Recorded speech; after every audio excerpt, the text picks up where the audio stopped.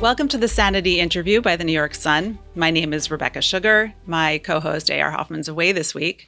And every week we try to bring you a conversation with someone who helps to restore a little sanity into a sometimes insane world. This week's guest is Dr. Joseph Varon from the Independent Medical Alliance. And we're very excited to have you here today. Thanks for coming. Thank you for having me.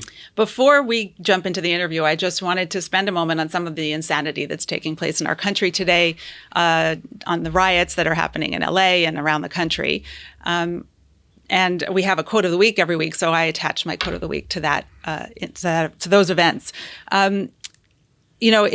You could say that the rioters themselves are sort of behaving in the most sane way, because just a few years ago in the summer of 2020, when people burned the country down and attacked policemen and committed acts of violence and looted, they were richly rewarded for that behavior. So it would seem sane to try to do it all over again.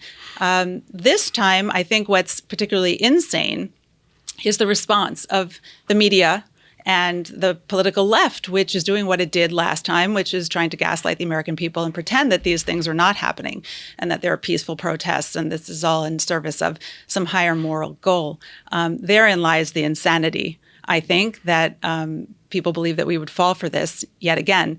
And I came across this quote, it's the quote of the week, by Mark Manson, who is a best-selling author and a podcaster. I don't know if it's his quote actually or if he was quoting someone else, but I thought it made a lot of sense. He said, "Your brain is a lawyer, not a judge. It argues for what you already believe, not what's true." It made me think of a lot of the talking heads who are on camera as we speak, telling us that what we're seeing is peaceful and in defense of democracy. So that's our quote of the week. And now we want to talk to Dr. Varon about a whole other set of insanity that he's contending with all the time. Quick bio on Dr. Varon. And this is a very condensed version of his very long CV, which everyone will be able to find in the comments on the podcast. Dr. Varon is president and chief medical officer of the Independent Medical Alliance. He's professor at the University of Houston College of Medicine, chairman and president of Dorrington Medical Associates. He's a teacher, a researcher, a lecturer, an author. He's internationally recognized for his work during COVID. He was hailed as a hero. In the early days of COVID, he worked tirelessly for more than 700 straight days in the beginning of the pandemic to help save people's lives. He was a supporter of the COVID vaccines until he wasn't. And some of his hero status was removed by some of the people who assigned it to him initially, but he found that same status in other precincts for his work on the COVID vaccines after.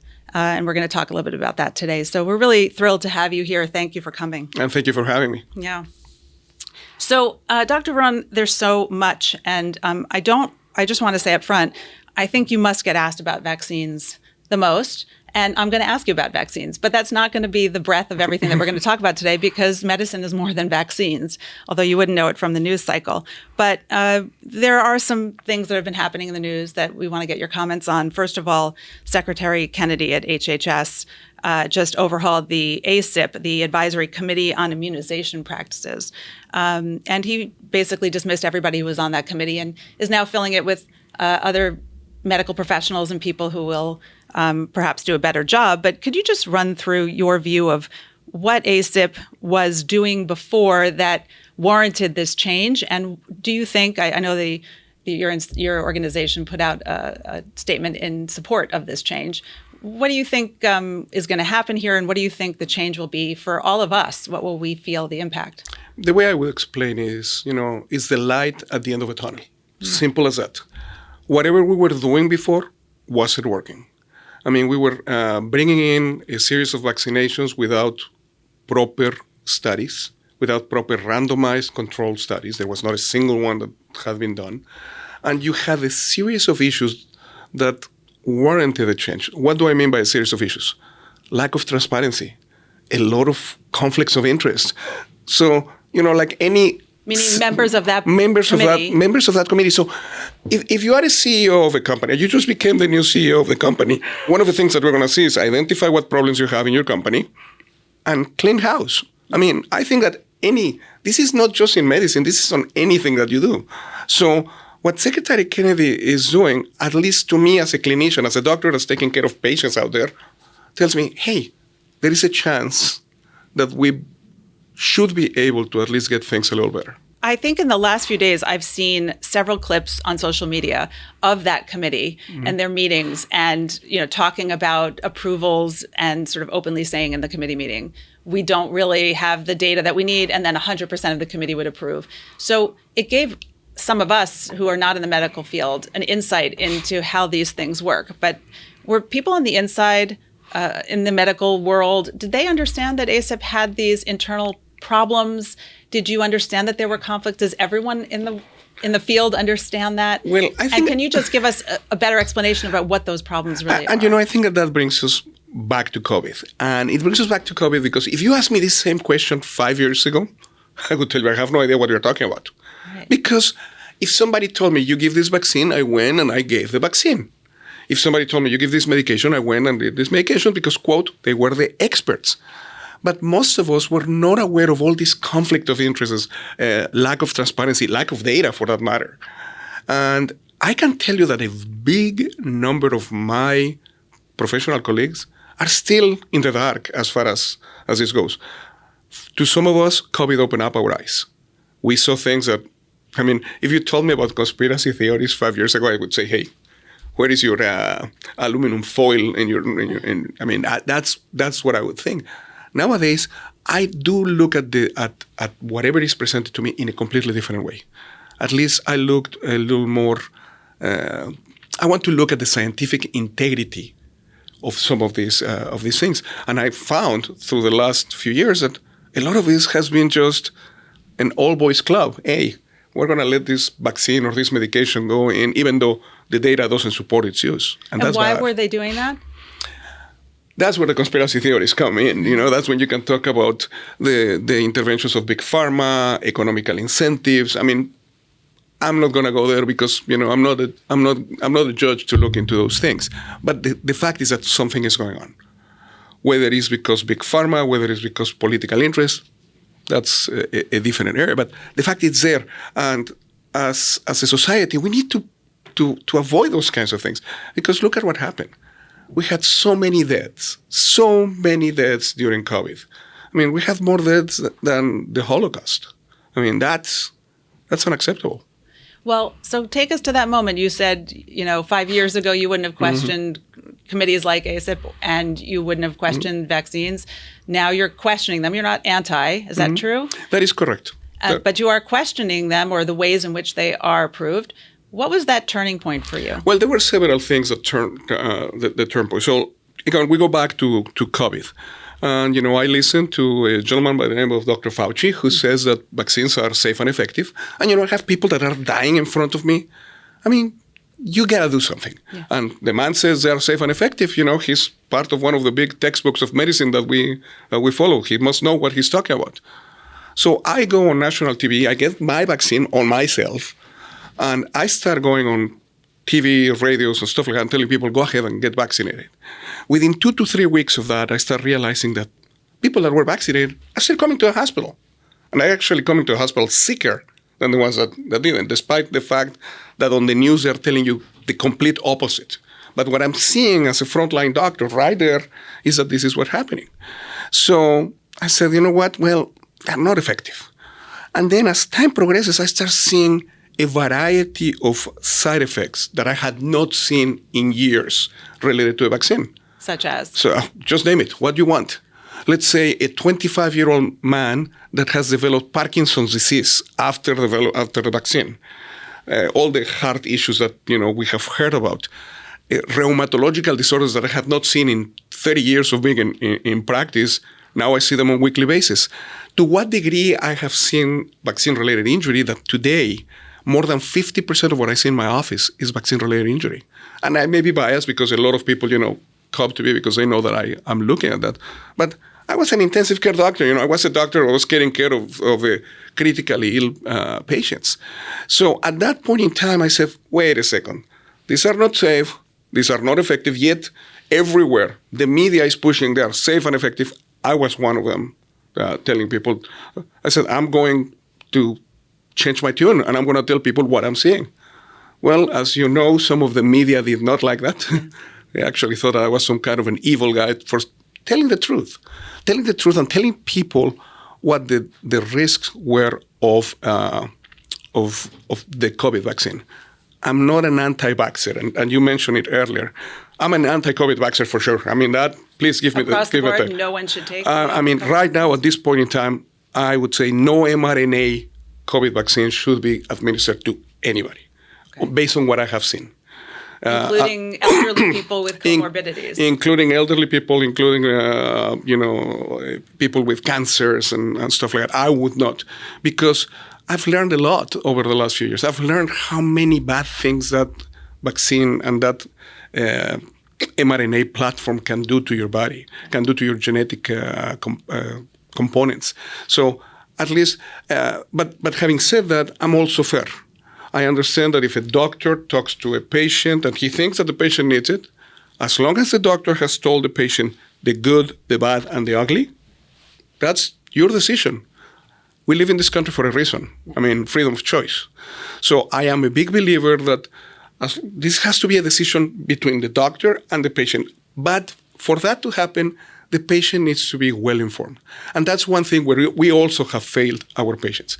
When you're watching TV at night and you see any kind of advertisement, doesn't matter which advertisement it is for any drug, you see a million side effects. A million side effects. And, 90% of a TV commercial has to do with the side effects. Yet, when they talk to you about vaccines, nobody mentions anything about side effects. I mean, it's unreal. Let's just be honest.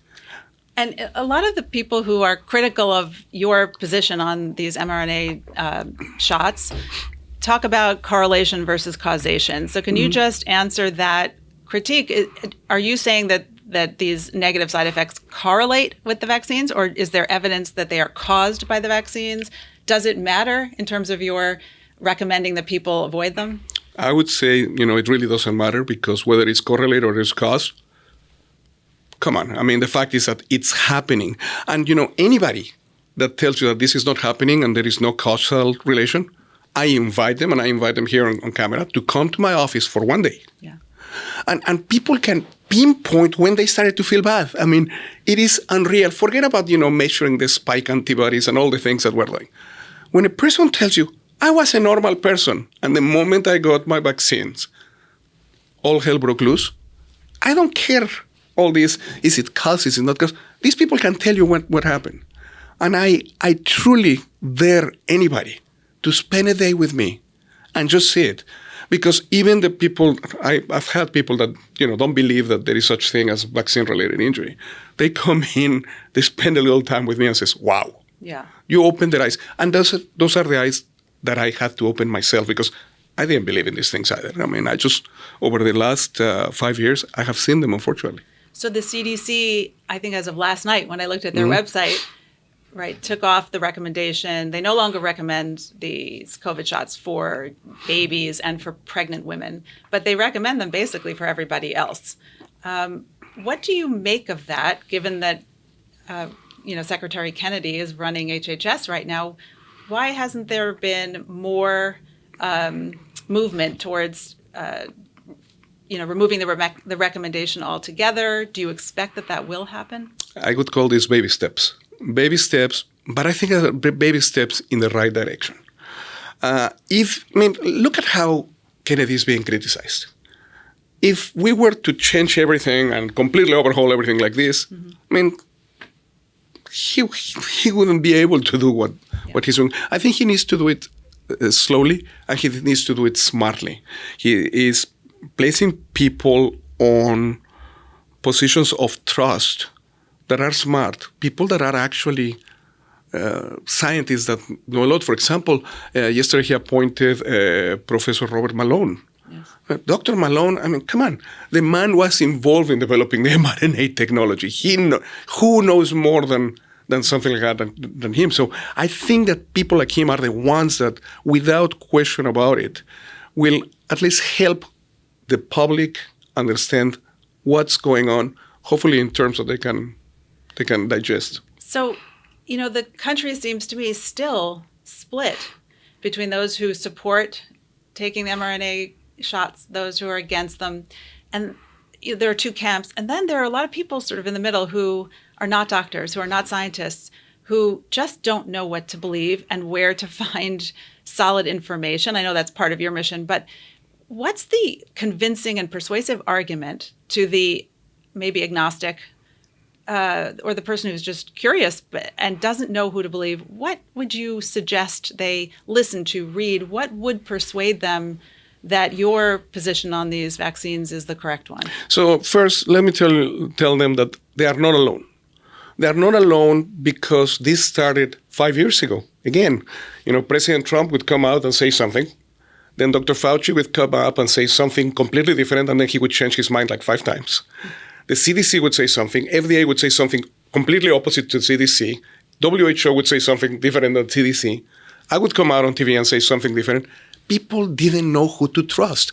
And one of the things that at least our organization is trying to do is to educate people so that we regain that trust. There is no trust. I mean, patients come to me and they heard about what's going on with the COVID vaccine. Now they don't want to hear anything about any vaccine in the universe. Right. I wanted to bring that up because personally this happened to me. My children are about to start college, and I took them to their doctor. He's still a pediatrician. And he recommended the meningitis B shot before university. And I froze. And I said, I don't know. I actually don't know. Normally I would have said yes to anything the doctor said, and I've stuck 1 million needles in my children's arms without thinking about it. I held off. And I thought I was going to go home and read and study and learn, and I tried, and I learned that I don't know how to sift through the information and make an informed decision. So I went back and just leaned on the doctor and said, what should I do? Isn't that where most of us are going to land? And how do you overcome this trust issue and this massive issue of this is not a language we speak? Most parents, most adults, we don't know, even if we're getting the information that is correct, we don't know how to analyze it properly. What do I do? What do most parents do? What do most people do when they go to a doctor's office and they're offered a shot? What's the best way to handle that? Well, the first thing that I would say, you need to educate yourself on the good, the bad, and the ugly of each one of the shots. And look at the real data. I mean, does this shot really prevent, let's say, meningitis in this particular case? I mean, what are the odds that the kid will develop meningitis? Second, what are the odds that the kid will actually die because of meningitis? And then what are the odds of the kid having an issue related to the vaccine for meningitis? And we're not going to be able to answer that question until we don't have full transparency from those people that make each one of those vaccines. And that's hopefully the new ACIP committee is really going to focus on transparency. So you're saying even if I'm an informed adult and I focus on those 3 questions before taking a vaccine, I couldn't even get to a clear answer because we haven't conducted the studies and we don't have the transparency that would allow me to find the answers to those 3 questions? That is a true statement. Not only you, me as a clinician, me as a guy that has been working on this for now a long period of time, I have questions and I need answers. But you cannot get answers if you have a committee that was just, passing things. Yeah, it goes in, it goes in, it goes in. I mean, they passed a recent vaccine on a weekend, out of everything. So if you were, this is unfair to put you on the spot, but I will, if you were sitting in that room with us and I said, Dr. Varon, what do I do? Do I give this meningitis B shot to my son? If you asked me this question 5 years ago, I would tell you yes. If you ask me today, I would have to be honest with you, and I would tell you I don't know. And I think, I think one of the things that doctors don't like is they don't like to be put on the spot, but they don't like not to know. And I think it is a sense of maturity. And I don't know if I'm just getting older or what, but I think that being honest and saying, I don't know, today I don't know. I really would like to get more data, to digest more data myself, to be able to give you a good answer. Well, how long would it take with a well-constituted committee to come to those answers? Well, I mean, the first thing is going to be, if those committees are able to get the old data and say, hey, let us see what you exactly did. There is no such thing as I'm going to keep my data hidden for the next 75 years, like, one of the pharmaceutical companies did recently, says you cannot see our data for 75 years. It's like, no, let's actually look at your data and get a true analysis, and we'll know the truth. Yeah. I mean, it's like somebody has been hiding the truth. And it's not just for the last 5 years. We're talking about decades of this going on. Right. And I guess that's the way that business was conducted in the healthcare system. And I truly applaud the efforts of Secretary Kennedy to at least try to make a change. At least time will tell whether or not what he's doing is going to make a difference. Do you think, the message is getting out when that data does come out, or when new information does come out to the public? Is the broader public hearing it? In other words, I just was made aware a few days ago because I happened to stumble upon a podcast talking about the Pfizer documents that prove that they had information about the effect of their mRNA shots on pregnant women and the fetuses, and they hid some of the information, they misrepresented other. So that came out somewhere, but it hardly made it to the wider public. So, do you have any hope that there'll be a channel to inform the public about this? I mean, that's not only one of our hopes, but that's one of our missions. I mean, one of the things that we have been doing for the last 5 years is to educate based on what we learn. Mm-hmm. And we have been very vocal. And, we do weekly webinars, and we have a series of, I'm going to call them informational guides for people to learn about. But I am hoping that the administration will allow not just us, but, the other venues to talk about it. But then you have, again, that's where you have a conflict of interest. When you have a television network that gets, X percentage of their income from a pharmaceutical company, the last thing that you want to do is to go and talk against them, because then they pull that money. So it's a very complex issue, unless you just remove all the advertisements altogether for which has been talked about. Yes. Should we expect to see that? It's just the U.S. and New Zealand, the only two countries in the world where we advertise medications on TV. Mm-hmm. I mean, I know that it's a big economical impact to some of these the stations, but the fact is that it's a needed change. You have no idea. My patients come into my office and say, I need to take X medication. It's like I was listening to a really nice Jewish comedian, Modi, recently. And Modi says, I want to be on Scarisi or whatever. And I said, and people says, why? Oh, because that makes you happy. In the advertisement, you go out by the hand of your family member. Everybody's happy. I want to be on that stuff.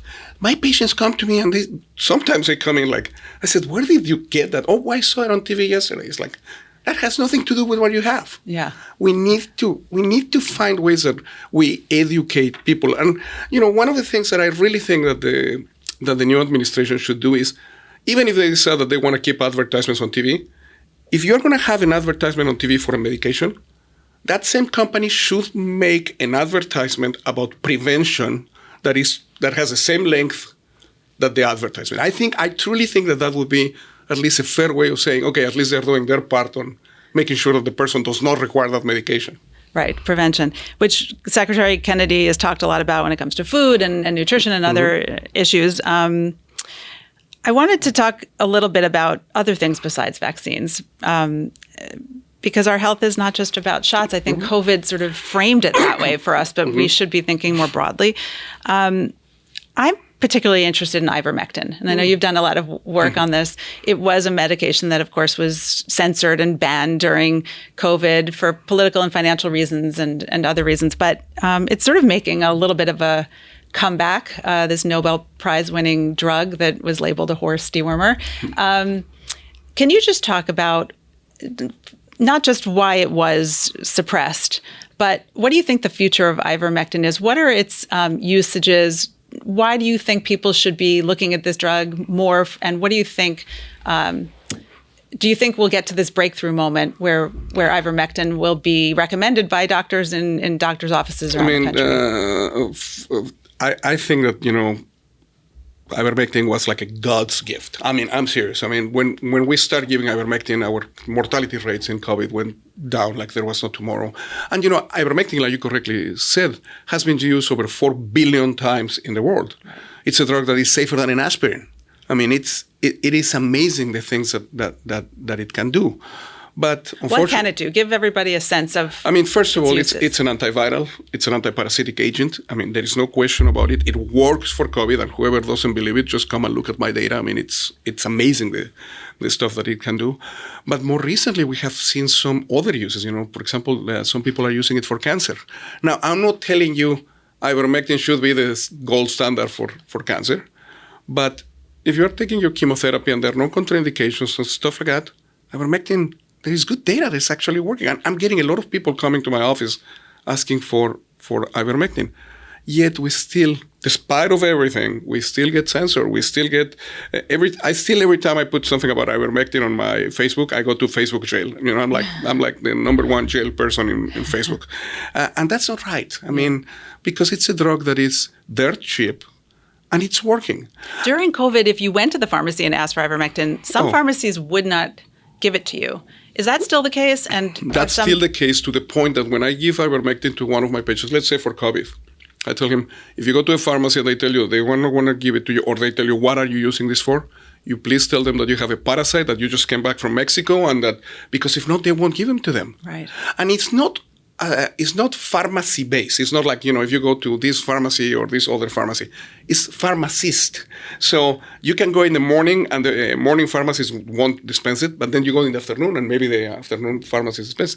It's political. Again, the other day I put something about... Is that, by the way, legal? If a medical doctor prescribes a medicine for a patient, can a pharmacist refuse to fill that order? I'll tell you, at least in the state of Texas where I come from, that is illegal. That means that the pharmacist will be practicing medicine without a license to practice medicine. But yet they are doing it. Right. Not only that, there was a point in time in which they were actually reporting you to the board. I went to the Texas Medical Board a couple of times, and I came out clean. But when I went to the board, they asked me, why are you using ivermectin? And I would look at them and say, because it works. I says, what do you mean it works? And I show them our data, even my mortality rate data from the hospital. You know that my hospital had a mortality rate of 4.4% when the rest of the country had 25 to 40%. And yes, it was not just ivermectin. We were using a couple of other things. But ivermectin was like part of the big cocktail that we were giving. And trying to convince people, when people look at the data, it says, wow. But yet, we were told that we should use remdesivir. And in all fairness to remdesivir, I was one of those doctors that I would try anything. I mean, if they told me that there was holy water that was out there that would take care of, I would try it. The first couple of patients that I gave remdesivir to died. I said, I'm not using this stuff anymore. Wow. And so on with, other series of medications. We tried everything. What should people do? I've been meaning to ask this, not just vaccine injured, but those of us who took vaccines. I took 2, my family took 2. We never took any boosters. We've never had any issues that I can point to, but there's a lot of talk about spike proteins in the system and long-term effects, and everybody that I know is sort of worried about, will this hit me later, my children later? What are the protocols for just shedding spike protein, for making sure that you don't have a negative effect or an injury later? Well, the first thing that I ask my patients is, do you have any symptoms? That's the very first thing. If you have symptoms, definitely we have a way to detox your body. But the problem is that we don't know what to do with those people that have absolutely no symptoms. I mean, should you go ahead and give them things? Now, the way we use our protocols to detox patients with spike protein, most of the medications that we use or agents that we use are natural medications, and people do quite well. When you have spike protein in your body, there are 2 ways by which you can have it. One is a spike protein that is circulating in your body. The other one is a spike protein that is inside the cell. For the spike protein that is around your body, the things that we can do include ivermectin. Why ivermectin? Because ivermectin binds to that spike protein and helps you clear it from your system. And the spike protein that's circulating around your body is a natural effect of having COVID itself, or only an effect of having an injection, an mRNA vaccine? That's a very good question, and the answer is both. Okay. Because you can have it. And a lot of people have asked me, how do you know it's not long COVID as compared to... usually, I can tell based on the level of antibodies that you have, but there are ways, non-commercially available ways, by which you can actually tell even what kind of injection you got. Because what happens is, I call the spike protein that you get on the shot, I call it the terrorist factor. What the terrorist factor? You remember, unfortunately, the terrorist events of 9/11. Well, it's exactly the same thing. That little spike is the terrorist on the plane. That's what it does. And it's going to cause problems through your own genetic system. So it gets its own spike protein to multiply and produce more and more issues. And that's the scary part. So you need to get rid of that. You have a combination of vitamin C, vitamin D, which we know it's very good. And we use another agent that's called nattokinase, which is a natural medication that basically splits or breaks down the spike protein. No, that happens to the spike protein that is circulating, but then we're going to say, well, what about the spike protein that is inside the cell? For that, we use something that has been used for years. Whether you are dealing with any kind of religion in the world, whether you are talking about Yom Kippur, whether you are talking about Ramadan, people have done intermittent fasting. So intermittent fasting is fascinating. It gets your body to work in a condition or a situation that's called autophagy. That means you eat yourself. So when you haven't eaten for a number of hours, your body starts eating itself. And what does it like to eat first? Those cells that are inflamed, infected, aged, cancerous cells that have the spike protein inside. So it's a very easy way to do. So my patients that come to the office, I usually have them on 4 days a week or more intermittent fasting. That means 18 hours a day. They drink as much water or diet sodas as whatever they want, even though I do not encourage the diet sodas. And then the other 6 hours, I let them eat whatever they want. And they feel amazing. 18 hours a day, 4 days in a row. Yeah, 18 hours a day, 4 days. I want 4 days. The way that it makes it simple for them, I said, look, Monday through Thursday, just do the 18 hours, 6 hours meal thing. And you go on and then on the weekend, be my guest and enjoy your life. Because a lot of people say, well, what about the weekend? I'm going to see my family. And so, I try to be nice with it. Ideally, if they can do it every day, is best. But for how long? For how long? For as long as it's needed. And how do you know? Well, we don't have an assay that will allow us to say how much spike protein you still have in your body. I do continue to measure the spike antibodies, and if they're going down, it's great. The problem is that most companies that measure antibodies, if you have more than 25,000, they tell you have more than 25,000. But more than 25,000 can be 5 million. And if you come to see me 2 months later and you have 4 million or 3 million or even 500,000, it's still more than 25,000. Right. So you don't know for sure where you are. Where should you be? How many spike proteins should you have in your system? Normally, less than 0.8. Oh. That's the normal. And do we assume that everybody who has taken a shot on planet Earth would have some? Yes, absolutely. And you should have maybe 5,000 or so. But the people that are coming to see me, they are all coming with, 20,000, more than 25,000. And more than the level, they come to me with the same thing, which is I was normal up until the time I got the shot. Right. And that, to me, that's a deal breaker. What about the asymptomatic people who have 5,000 of these spike proteins in their system, let's say today? Could those 5,000 turn into 5 million? Is that how it works? As of today, I'm leaving them alone, personally. I know other doctors that are big believers in detoxifying anything. For example, Dr. Peter McCullough likes to detoxify anything that moves. Yeah. And I respect that. I just don't know. In my patients, I don't see the need to do that, but I respect other professionals' opinions because there is no standard of care on that. Right. And the time will tell what's the right thing to do. What are you worried about in terms of the long-term effects of the spike proteins, of the vaccine harms? What do you think the next 10 years looks like? Unfortunately, and I hate to be pessimistic, but I think that we are now entering the real pandemic. What we had before was like an appetizer. Mm-hmm. The pandemic of COVID was just an appetizer. What we have now, it's a real thing. Because 1 out of, let's say, every 600 to 800 people that got the vaccine have some degree of vaccine-related injury. That's a lot of people because we have billions of people that got vaccinated. So, and I don't know that the United States is prepared to deal with that. I mean, the average patient that comes to see me to the office has seen 21 doctors before they came to see me, and at least 2 of them have been psychiatrists. because they think that they're crazy, and they're not crazy. And once you start treating them and they start feeling better, I mean, you become the world for them, and they think that you are a hero. Amazing. I want to talk a little bit about the institutions in our country, the health-related institutions. You talked about trust, but it's not just the actual medicines, the pharma companies. We have medical schools. We have medical journals. I know you started an independent medical journal. I wrote a column about it for The Sun a couple of months ago. The institutions had no barriers to entry for these kinds of conflicts of interest, these economic interests, these political interests. That was very surprising to a lot of us. Can you just give us like a lay of the land now? Where do we stand with our storied medical journals? Have they changed their tune since all of this has happened? Have our medical schools changed the way they're admitting students and what they're teaching? You don't look optimistic. Yeah, I mean, I'm sorry, but no. And, actually, that's one of the things that we're thinking in the future. We're even considering as an organization to open our own medical school, because it's very sad what's going on. I mean, and again, I was part of that system, I was a part of a system where the medical schools had one thing in mind, which was treat the acute condition. So I'm very good at treating your stroke, your heart attack, and stuff like that. But I didn't have anything as to how do I prevent you from getting diabetes? How do I prevent you from getting obesity? We have an obesity epidemic in this country. I mean, just walk around the streets, you can see it.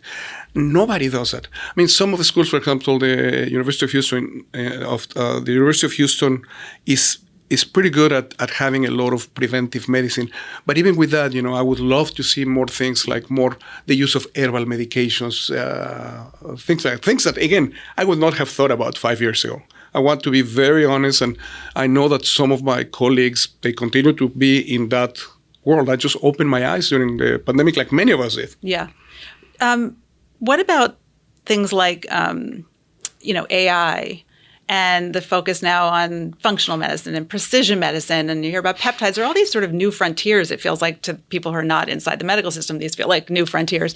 What are you excited about? What do you think will change the landscape? I mean, I do like AI, but I like AI for people like me, people that went through the initial kind of training, and then I'm using AI to my advantage. I'm against AI for medical schools, for example. Nowadays, I send a chest x-ray, for example, to my students on WhatsApp, and they all put it on GPT, and they come up with amazing diagnosis. But if I show them the x-ray in front of them, they cannot do anything. So that's really, really bad. On the other hand... That's pretty bad. On the other hand, AI is really nice. So I just, for the last 2 years, I've been participating with the Department of Intelligence of Israel on a really neat study. And what we did is, how Israelis can tell you who's a terrorist and who's not out of 1,000 people? Using their same algorithm of how they identify when something is real, we would send them a medical query. So can you use this medication for this? And instead of getting 10 million hits like you would do on Google, they really go and find out which ones are legit, and they send it to me. And if I made a change on my treatment plan on the basis of that, they would consider that to be part of a correct algorithm. Right. And on the basis of that, in the next year or so, we're going to have an app where you can enter things, and at least it will be more reliable than what's going on. The problem with AI is that AI is directly dependent on whoever feeds AI information. Right. If you ask GPT, are COVID vaccines good or bad? GPT is going to come back to you and says, they're good. You need to get vaccinated. Right. And that's wrong. So it depends on who manages it. There are a couple of scientific databases that we usually use because we consider them reliable, at least from the AI standpoint. But even those depend on who enters the data. Yeah. And remember, that can change from day to night. I mean, it depends on who owns the company at the time. Right. Another major issue in this country that I think has deeply affected the medical world is DEI. And I wonder if you just can comment on how have you seen the effects of DEI, maybe in terms of who's admitted to medical schools, the quality of the people who you're seeing and you're teaching a lot of these young people. Has it impacted research and research grants? And do you see a shift under this administration in terms of the impacts of DEI now that the Trump administration has been very much against it? I hate to say it, but really what has happened for the last few years has been a joke. I mean, we have admitted people on the basis of what they look like or what their color of their skin is, and not on the basis of merit. And I am hoping that the current administration really will look into merit. I mean, and again, I don't care what you look like, what you do on your free time. That's your thing. I mean, please be my guest. Don't try to push me into whatever you do. But having said that, let's just choose people that are good at what they do or they're the best at what they do. I really don't care if you have 3 different colored hairs or whatever, and I wish I had hair. But, I just want to make sure that we choose the right people. And I'm hoping that the administration will do what's right. Do you see any evidence that that's changing, or are we still under the old regime? I think that we still have a lot of the old. I mean, I know that, there are changes that are being made, and you see that, some changes are being made in the military and in some of the other stuff. But it's a process. And remember, it's a process that got there over a period of time. It didn't happen overnight. So you cannot expect also it for disappear. I just want us to choose whoever is the best person for the job, regardless of whatever if they identify themselves as a cat, please be my guest. As long as you are the best in what you do, you can be us. I don't think I want my doctor identifying as a cat. I mean, we had, we had one of the big Jewish schools in Houston. They fired the principal because the principal identified himself as a cat, and he had a little cat box in his office. You can make him the poster child for the Sanity podcast. Mm-hmm. Yeah, I mean, you should bring him over and just interview him. The good news is that they fired him, I guess. Okay, that one stunned me. I want to ask what you're excited about in the medical fields. Where do you see the rays of light, the optimism, the excitement? I actually, believe it or not, I'm excited. Okay, good. I thought for a second you didn't have an answer. No, I'm excited because, if we can get the current administration to open their eyes and see that there are a lot of things that are around that work, and they allow us to study them in a proper way, and then they allow us to be a voice for those who don't hear it, I think that there are a lot of good things. I mean, we talked about the Ivermectin for cancer. Gosh, I would love to see an NIH-sponsored study of Ivermectin for cancer. Mm-hmm. Of course, if Big Pharma probably would not be too happy about that. But I would love to see some of these repurposed drugs or drugs that had worked for thousands of years. We were talking earlier today about how you throw the kitchen sink on somebody that has a cold or stuff like that, and you use the ginger, the turmeric, all the good stuff. What about doing those things? Even though I'm a Western medicine doc, I believe a lot in Oriental medicine. My oldest daughter is a doctor in traditional Chinese medicine. And it's fascinating. You come to my office and let's say you have something really complex. I see them and then my daughter sees them. Completely 2 different approaches with one common goal, which is to get the patient better. And sometimes what she does is working better than what I do. I mean, I have to admit it. So why not just start looking at some of those things that have been around for thousands of years and work? Is there a country in the world that has a medical system that you largely admire? Everybody probably has their problems, but are we the best so far, or is there one that you would like to see us model? Unfortunately, when you look at those things, and I'm going to give you some numbers that are not good, the U.S., as far as medical systems, is number 38 in the world. What's that ranking based on? Well, that's ranking based on, how many people survive, how many people, baby mortality and stuff like that. Guess who's 37? Who? Cuba. I mean, just think about that for a nanosecond. Wow. Why? Because we're doing things that instead of us, working on prevention, we work on treatment. As an ICU doctor, who's number one on that list? Usually it's been Japan has been one of the because of the preventions and how long somebody lives and stuff like that. Now, one of the things that I do as a critical care doc has been to recognize how much money we spend in intensive care. We spend between 2 and 3% of the gross national product in the last 2 weeks of somebody's life. Think about that. Wow. We didn't do anything throughout the life of a person, and then the last 2 weeks of the gross national product, we're talking about trillions, not billions, trillions of dollars, taking care of people because we couldn't stop that process. And those are processes that can be stopped. I mean, again, why do Japanese people live 105 to 115 years of age? simple interventions, walking, eating the right thing, avoiding these processed meals that, unfortunately, the way society works, at least in the U.S., we have to eat them because you don't have anything else that you can eat. So the best medical systems are the ones that incentivize people not to use them. Correct. I was at Cuba University in Japan, and I saw this 2,000-bed hospital. It had only 4 beds in their emergency room. Why? Because patients knew that if you went to that emergency room, you have to be like near death. You don't go for a sore throat. You don't go. They actually educate you how to prevent those things. Right. I mean, to me that was fascinating. Think about it: 2,000-bed hospital, 4-bed emergency department. It's unthinkable, actually. It is hard unthinkable. to believe. It's hard to believe.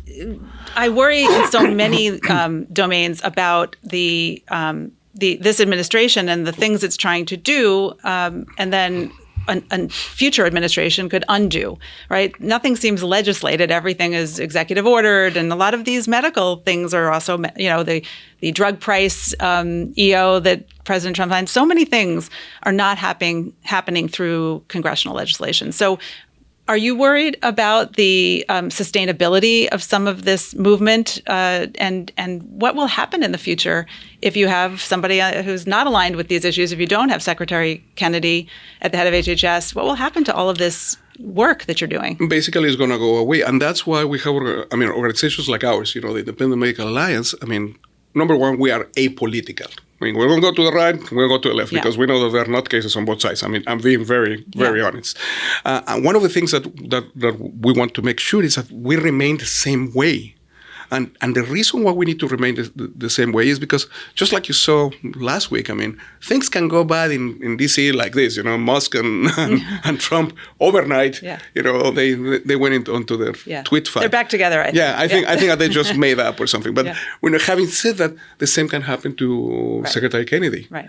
And I'm just hoping that there are enough people in place that help us open the eyes of your listeners. Okay. All right. Tell the listeners before we go just what they can learn from the Independent Medical Alliance, how they can find out more, and just give us a parting nugget of hope and optimism from Dr. Joseph Varon. Well, first, don't lose hope. There is no question about it. I think that, we have a light at the end of the tunnel. I think that we now have a door to make change. The Independent Medical Alliance has been going on strong for 5 years. Before it used to be called the FLCCC, but we not just do COVID, we do a lot of other things. And you can find a lot of information at imahealth.org. We have, a lot of, if you go to the website, what you want as far as medicine, you'll find obviously a lot of things related to COVID, but not just COVID. You can have guides of nutrition. You can have guides for the treatment of depression, include even cancer, alternative treatments of cancer. Books that you can download for free. We don't charge a cent. We have the Journal of Independent Medicine, which we launched, and you did a nice story about. What we want to allow people to basically understand that there is a light at the end of a tunnel, and we are there to help. That's the goal, regardless of who is on the administration at the time. Yeah. Well, thank you for that. We appreciate it, and I appreciate the time today, and I hope everyone will follow up. And I really enjoyed talking to you. Thank you for coming. Thank you for having me.